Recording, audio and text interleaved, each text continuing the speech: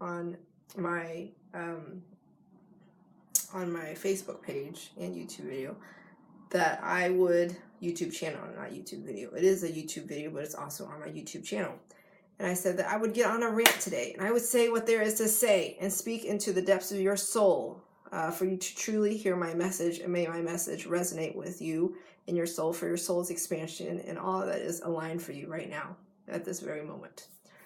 So today I had a powerful call with my coach, and I gave her an example about why I thought I was weird about money, and how I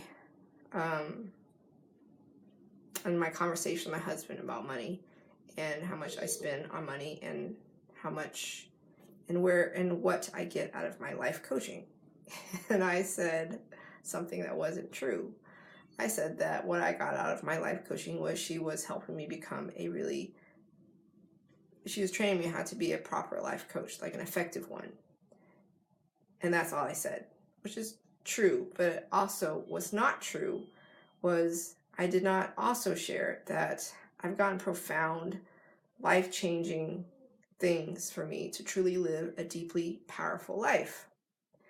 And so if I were to give myself some advice, and I were a life coach saying this to you, because I imagine your life is like mine, is why the heck are you being weird around your husband? Why aren't you being yourself? Why are you withholding information?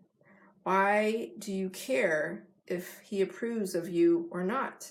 Why is it so important to you to get approval from your husband? Why can you not allow him the space to be him, to be over in his space, judging you and thinking what he thinks, because that is actually something all humans do, and be okay with that? Why would you be insecure about your husband? Why would you feel like you need to present your best self? Why do you feel like you should withhold information and not be yourself around your husband, so that when you actually share yourself with your husband, he is like shocked and he has no idea this is something you've been going through all this time, because you're so concerned about looking good and presenting your best self, because you were so fearful of not getting his approval that you were pretty much living a lie by omission, lying by omission, by not being who you truly are, because you have this weird thing in your mind about you. It's not safe. Like, it's not safe for you to be yourself. It's not safe for you to be yourself and be okay with the fact that he may or may not approve of how you are. Can you be so sure of your relationship and the love that he has for you that you are actually yourself fully and not withholding information, especially financial information or anything related to financial information?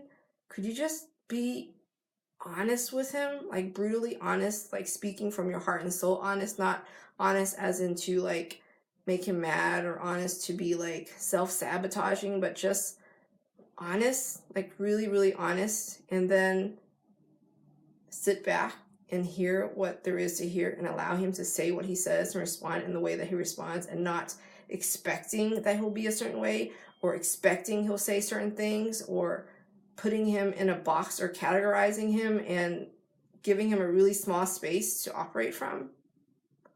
Could you do that for a change? I did that today. I sat down and I spoke with my husband, and I was really honest, just honest. And I shared that I wasn't okay with him thinking less of me. I wasn't okay with him possibly thinking that I wasn't working on myself in the way that he may work on himself. Like, I wasn't okay with him thinking that I might be fat, or I might be getting old, or I don't take my fitness seriously enough, or I don't take care of my health seriously enough, or I don't eat and track my food and my calories the way he would. Like, I was just honest. I wrote it out. I journaled it to myself. I shared it with I emailed it to myself. I emailed it to my coach. And then I came home and I set the intention that today I would talk to my husband about money, and I would just be with it. Just allow him the space to be who he is. Allow me the space to be who I am fully, and say what there is to say, and just listen without prejudging, without preconceived notions of how I think my husband would respond, and how this means that I don't have his approval, or this means I'm lesser of a person, or this means I'm not a worthy wife, or all of it. Like, all of that junk. So, will you just stop it? Will you just stop? Will you just take a moment, reflect, and ask yourself, are you withholding yourself, all of yourself, the flaws, the human characteristics, the things you think that aren't good about you? Will you just share that with your husband and just be really real? Because I didn't realize that if you aren't really real, you're living in a fake relationship. Yeah. When you're not real, you're not really there, you're not being your real self, you're not sharing your true self, you're not sharing your fears, your thoughts, your doubts, you're working on this facade and this image.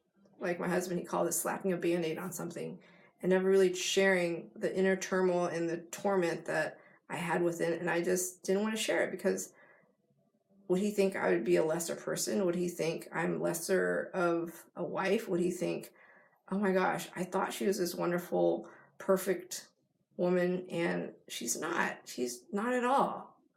And if he thought all that, could you actually be okay with it, that he thinks what he thinks, and then respect that, instead of thinking, oh my gosh, that means that he doesn't think very much of me. That means I've failed in yet another relationship, and I'm vulnerable now, and things are going to go downhill from here. The funny part was, it was a relief.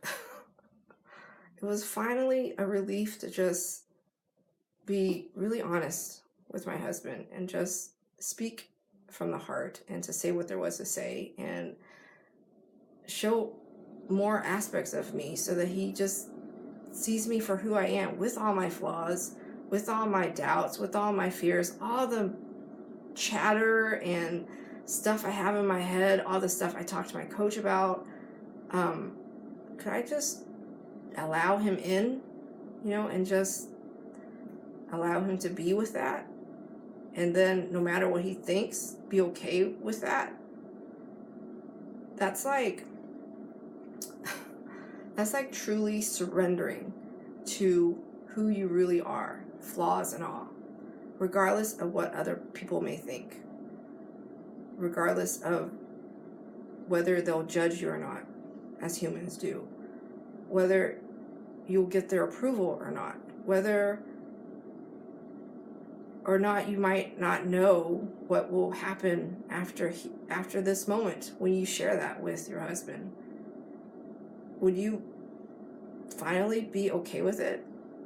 And if, worst case scenario, the marriage breaks, right? He leaves you, or he's like, I'm sorry, you weren't cracked up to what I thought you were going to be, I thought I married, and I'm in for a rude awakening, and I'm not okay with this. I can't be with it.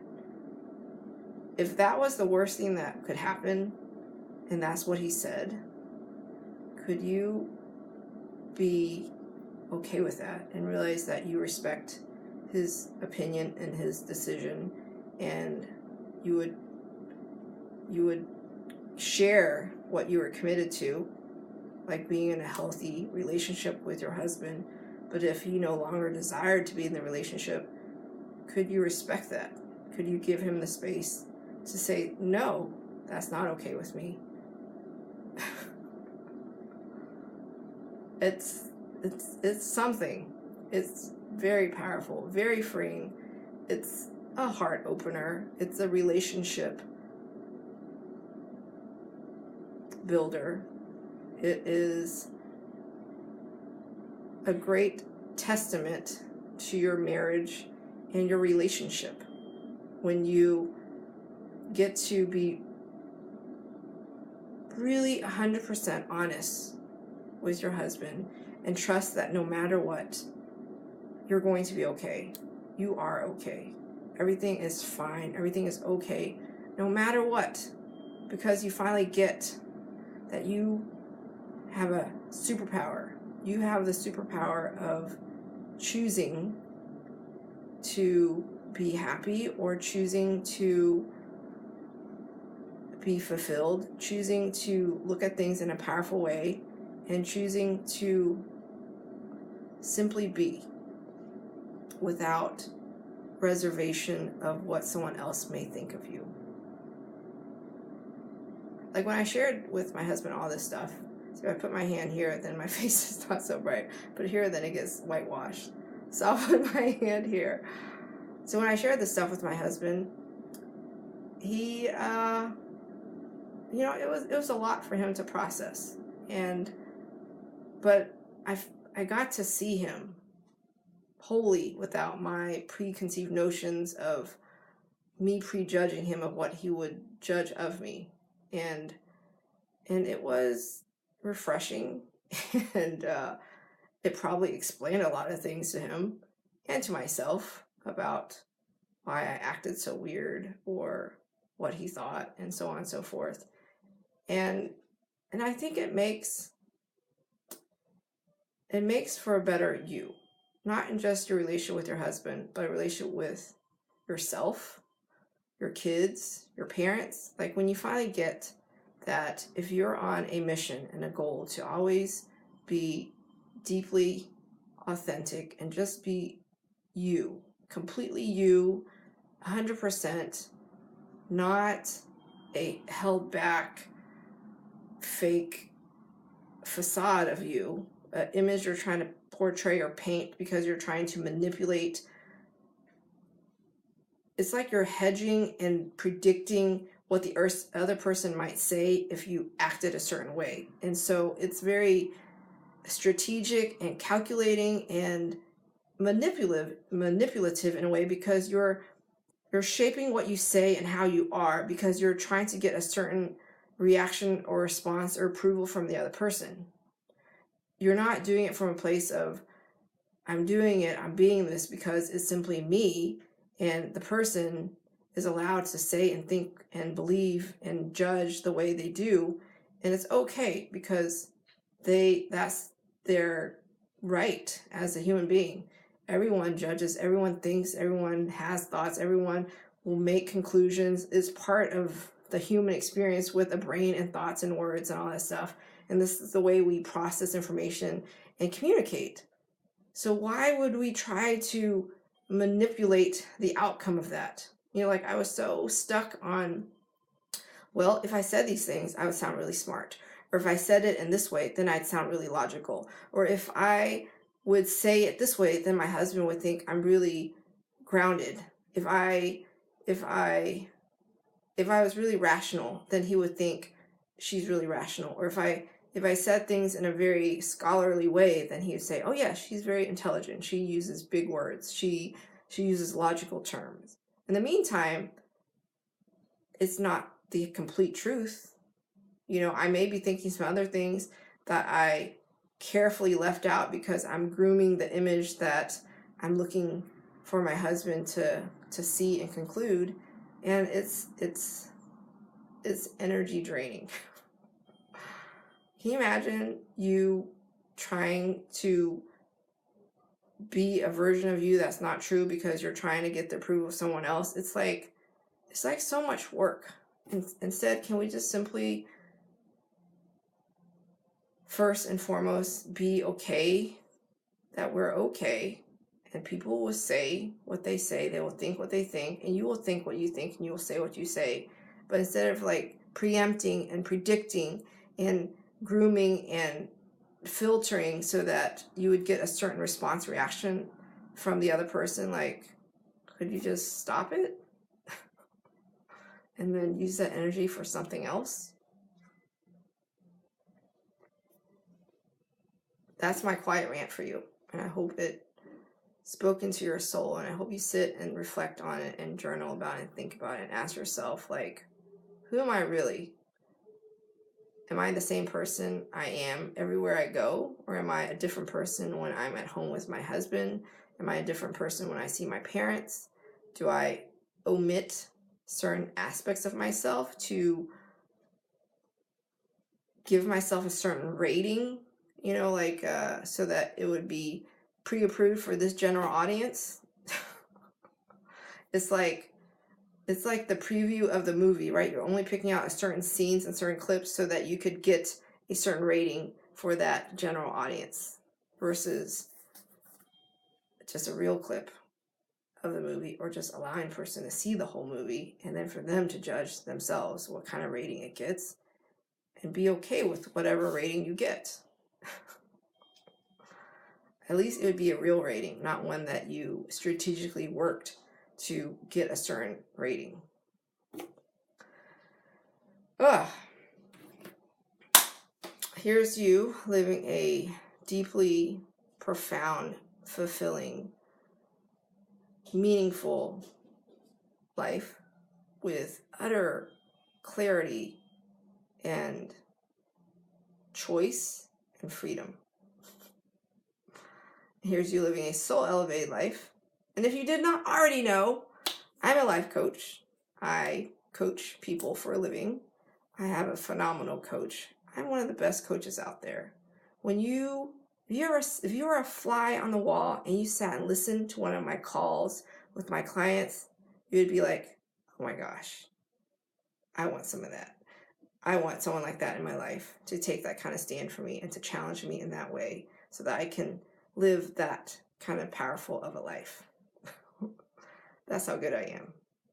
So I'm born to do this. This is what I'm meant to do. This is what I love doing into the depths of my soul. This is my soul purpose, my life purpose, is to empower other women to live their most fulfilling, most transformative, most powerful, infinitely powerful, deeply meaningful life.